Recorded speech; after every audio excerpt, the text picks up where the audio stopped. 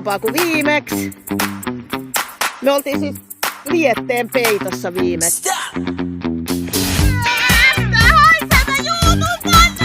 Avovesiseikkailijat tuli Viialan Arajärvelle. Täällähän on siis pukkari ja täällähän on uimaranta, joten lähtökohdat on paremmat kuin viime viikolle. Mulla ei ole mitään mukana. Mutta Reetahan tässä, kun on ollut 2 viikkoa kylmää, niin hänhän ajatteli, että ei märkkäriä tarvitse. Niin mehän mennään nyt tonne rantaan ensin katsomaan, että tarvitaanko märkkäriä vai ei. Mulla on märkkäri mukana, mutta mennään ensin nyt testaan vesi. Okei, eli mun jalat ei kuole. Eli kyllä tää on jotain. Hirveä tuuli, kylmä tuuli. Turn on, swim straight. Halutaanko me mennä suoraan? Ei haluta. No. Halutaan. Nyt mä näen kellon. Frontti.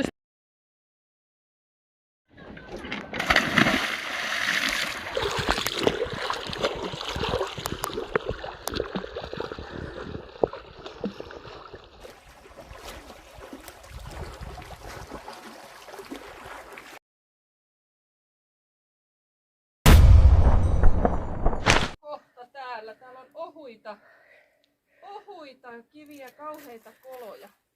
Mutta tosta ehkä pääsen. Tosta tonne. Sä näytät tosi ketterältä. Tosta. Ei. Hei, mutta me ollaan melkein 50. Ei moni tänne pääsis.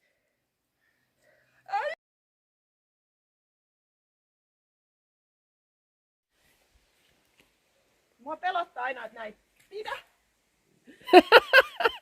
Säkin näytät tosi urheilulliselta.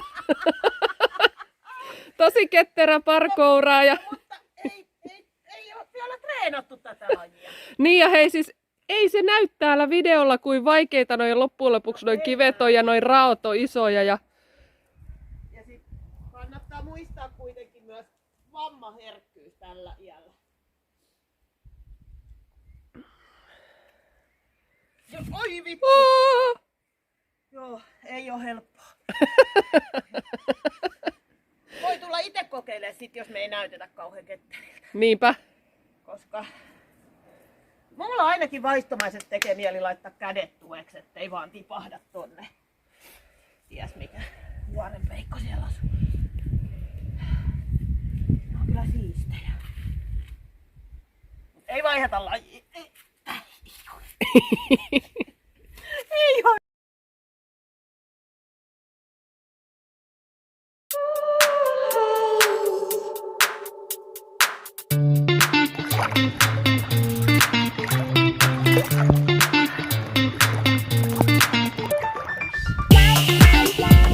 Mulla oli räpylät, mä ehdin vähän aikaisemmin. Tuolta tulee toi hullu, joka meinaa uida 160 kilsaa Siikajoessa. Sen pitää uida ilman räpylöitä, että se saa kovemman reenin kuin mä. Sitten sillä on tommoset kyborkkilasit. Siis Tintillä on tällaiset ihan hullut lasit. Niistä näkee... Nyt se uppos. Ei, niistä näkee Kerro, mitä noin sun lasit oikein on? Tässä linssissä on tietsikka. Eli Niin. se näyttää kelloa ja vetotiheyttä ja kaikkea. En mä vielä edes tiedä, mitä kaikkea se tekee.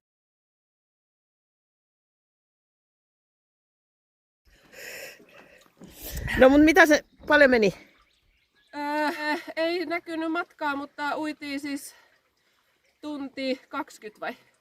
En mä tiedä, sun lasit tietää. No mä sammutin ne jo. Seuraavaksi ne synkkaa siihen puhelimeen.